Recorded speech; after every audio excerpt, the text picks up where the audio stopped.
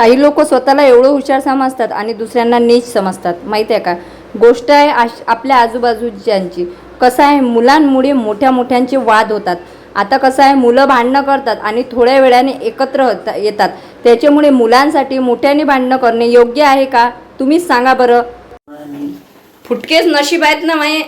तुमच्यासोबत लग्न करून नाही पस्तावली मी. हा, पस्तावली म्हणजे सरे लोक बायकोला घेऊन कुठं कुठं फिरायला जातात. तुम्ही तर बस घरापासून तर ते लस्सी सेंटर पासून तर घरापर्यंत जे आपण तेव्हा भिकार चोटच राहू आपण. पैसेच नसतात तुमच्याजवळ कधीच. पैसे घालायला लागते तिथं. सकाळपासून संध्याकाळी 12 घंट्याच्या वर जाते ना तिथं. आणि काटे आहेत का तुमच्या अंगात? हे कपडे पापर किती खराब करता तुम्ही लहान लेकरासारखे. तिथे का स्टाईल आहे का त्या दुकानात? स्टाईल आहे का? रस्त्याला येणार जाणार गाड्या माती आहे तर. मला ते माहित नाही. आम्हाला फिरायला कधी नेतात ते सांगा तुम्ही. बाकी सजवू द्या तिकडे. हा, कारण ज्याला चला म्हणतात तिथेही चलत ना. ते बाबाचा फोन आला तरी नाही ना. मग तू गेली खाते का ती?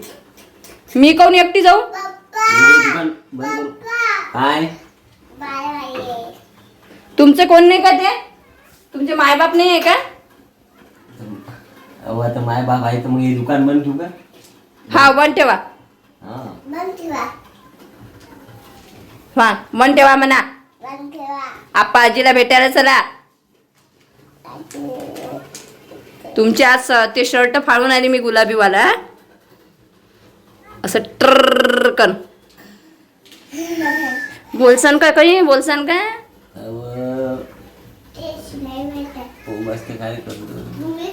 तर इथं गोष्ट होती आई बाबाला भेटायला जाण्याची. परंतु गणेशजी आहे ना नाही म्हणत आहे. म्हणतात दुकान बंद करून नाही जायचं. म्हणजे यांना ना स्वतःच्या आईबाबासाठी सुद्धा प्रेम नाही आहे आणि आम्हाला फिरायला न्यायला वेळ आणि पैसा नाही आहे. माझं तर नशीबच फुटलं बाबा या व्यक्तीसोबत लग्न करून. तुले कोणी बोलला तर मला ते सहन होत नाही. याच्यानंतर लक्षात ठेवायचं, ज्याला आपण आवडत नाही त्याच्यासमोर अजिबात बोलायचं नाही.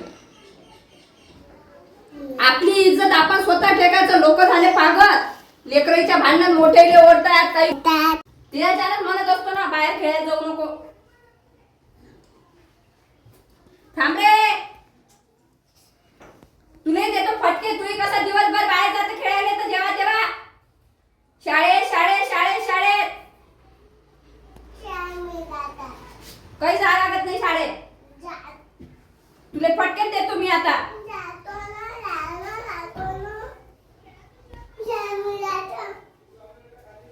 घरी येतो नको जाय. कुठे जातो सात्री टाक वर बंद करते. तर असं आहे की मुलं प्रत्येकजण भांडणं करतात किंवा खेळताना भांडणं करतात आणि प्रत्येकाची मुलं काही शांत नसतात, खोडकर असतातच. म्हणजे मस्त्या करणे किंवा एकमेकांना मारणे, मारझोड करणे असे. माझे पण मुलं खूप बदमाश आहेत, खूप मस्ती करतात, फेकजोड करतात आणि नुकसान तर सगळ्यात जास्त करतात. आता जशा शाळेला सुट्ट्या लागल्या ना तशा 1 ते 3 रिमोट माझ्याकडचे स्वराजने फोडलेले आहेत आणि आम्ही नवीन आणलेले आहेत. त्याच्यामुळे मी मान्यच करते माझी मुलं बदमाश आहेत, चांगले आहे मी असे म्हणत नाही. आणि प्रत्येक मुलं बदमाशच असतात आणि हे वयच असते त्यांचं खेळायचं. मग बाकीचे लोक काय म्हणतात, नाही हेच मुलं अशी आहेत, हेच मुलं असे आहेत. अरे बाबा, तुमचे पण मुलं तसेच आहे. आणि मुलांमुळे मला सांगा, मोठ्यांचे भांडणं करणे योग्य आहे का? किंवा मुलांना आईबापावरून बोलणे योग्य आहे का? म्हणजे वेगळंच बोलतात, हा तुझा भाऊच नाही, असं नाही तसं नाही. म्हणजे मोठे बोलत असतील ना तेच लहान मुलं बोलतात, बरोबर ना? म्हणजे यांच्या घरात हे गोष्टी करत असतील की बाबा 2 लग्न झालेले आहे, असं आहे तसं आहे. त्याच्यामुळे त्या आपण जे लहान मुलांसमोर बोलतो ना सेम तेच ना लहान मुलं बाहेर गेल्यावर बोलतात. म्हणजे आमच्या इकडे असं कोणी म्हणत असेल की बाबा स्वराज तिचा सक्का भाऊ नाही आणि स्वरा तुझी बहीण नाही, म्हणून मग स्वरा पण कधी कधी बोलते की ती मला अशी म्हणत होती, ती मला तशी म्हणत होती. तर कसं आहे, मोठ्यांनी समजायला पाहिजे की आपण मुलांसमोर काय बोलतो काय नाही. त्याच्या भीतीमुळेच मी माझ्या मुलांना काय करते की मी घरात ठेवते आणि घरातच त्यांना म्हणतो की स्विमिंग पूल खेळा, रिंग आहे घरात ते खेळा, बॅडमिंटन घरात खेळा, जे काही असेल ते घरातच खेळा, बाहेर जाऊ नका. आणि जास्तीत जास्त मी घरातच त्याला एंगेज ठेवते आणि घरातच मी त्यांना ठेवते. कसं आहे, एक आई सर्व काही सहन करू शकते, परंतु आपल्या मुलांना जेव्हा बोलल्या जाते ना तेव्हा ती आई काहीच सहन करू शकत नाही. आणि आज ना माझं सकाळीच स्वराला एक व्यक्ती बोलला, त्याच्यामुळे माझं कसं म्हणजे खूप डोकं हल्लं होतं. माझं म्हणणं होतं की बाबा तुमची पण मुलं तशीच बदमाश आहे, तुमची मुलं कुठं हे आहेत. मग मी त्यांना म्हटलं की ठीक आहे, याच्यानंतर स्वरा तुमच्या मुलांसोबत खेळणार नाही, परंतु आता तुम्ही तिला बोलू नका, कारण चुका मुलांकडूनच होतात. ते मुलं खेळती नाही तर मग कोण खेळणार आहे. तर आता इथं मी स्वयंपाक केला होता आणि स्वयंपाक करून मी जात आहे आता टिफिन द्यायला गणेशजीला. तर गणेशजीला मी जेव्हा टिफिन द्यायला जाते तेव्हा स्वराचं होऊन जाते चालू, माझ्यासाठी टरबूज आणजो, माझ्यासाठी आंबे आणजो, माझ्यासाठी हे आणजो, माझ्यासाठी तेच आणजो. आणि टिफिन घेऊन जाण्यासाठी मीच तयारी केली होती, कारण ऊन भरपूर आहे, त्याच्यामुळे एवढ्या उन्हात स्वराला पाठवणं मला योग्य वाटलं नाही. तर मी पटकन जेवण केलं, स्वराला जेवण दिलं, स्वराला पण जेवण वगैरे दिलं आणि तिला समजावून सांगितलं की आता बाहेर वगैरे जाऊ नको, मी पटकन डब्बा देते आणि घरी येते. तुम्हाला सांगा, तुम्ही मला सांगा, तुमच्या मुलांना असं कोणी बोललं तर तुम्हाला सहन होणार काय? नाही होत ना. त्याच्यामुळे सांगत आहे की मुलांना प्लीज यार नका बोलू. तर आता मी टिफिन वगैरे घेतलेला आहे आणि फायनली मी पोहोचलेली आहे शॉपवर.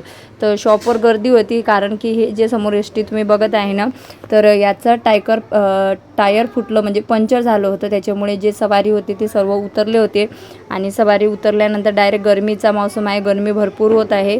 तर त्याच्यामुळे ते आले आणि लस्सी वगैरे घेत होते, मठ्ठा वगैरे पित होते. तर दुकानावर गर्दी होती. गणेशजी बोलले थांब, मला सर्वात अगोदर मठ्ठा करू दे. तर इथं आता गणेशजी बघा मठ्ठा करत आहे आणि मी तिथं म्हटलं डब्बा ठेवून दिलेला आहे. मग गणेशजीने डब्बा वगैरे म्हणजे मठ्ठा केला, नंतर ते जेवण करायला बसले. तर आज टिफिनमध्ये होते बटाट्याची भाजी होती, खिचडी होती, डाळ होती आणि पोळ्या होत्या. तर आता इथं फायनली गणेशजी जेवण करायला बसलेले आहेत. मी त्यांना म्हटले मला एक रील्स काढायची आहे, तुम्ही पटपट जेवण करा, मग आपण रील्स काढू. तर गणेशजी बोलतात की आधी मला पाणी दे, नंतर बघू रील्स वगैरे काढायचं, मला भूक भरपूर लागलेली आहे. आणि बरोबर आहे, एवढे उन्हाचे दिवस आहे ना, त्याच्यामुळे भूकसुद्धा लवकर लागते. तर फायनली आता गणेशजीचं जेवण वगैरे झालेलं आहे आणि माझे घरी गेल्यावर भांडी कपडे भरपूर कामं राहिलेले होते. गणेशजी मला बस म्हणत होते, परंतु मी काही बसली नाही. आणि गणेशजी मग मला समजावत होते की मुलांच्या भांडणात पळत नको जाजू, आणि मुलांमुळे मोठ्यांचे भांडणं होतात. मुलं काय आज भांडतात उद्या अजून खेळतात, त्याच्यामुळे कोणी जर बोलायला आलं तर ऐकायचं, विनाकारण आपल्या पण मुलांना ओरडायचं नाही आणि त्या लोकांना पण बोलायचं नाही, कारण मुलं आज भांडतात उद्या सकाळी आपल्याला एकत्र खेळताना दिसतात. तर चलो बाय, व्हिडिओ आवडला लाईक कमेंट शेअर सबस्क्राईब करा. भेटूया लवकरच आपण नवीन व्हिडिओमध्ये, तोपर्यंत बाय बाय सर्वांना.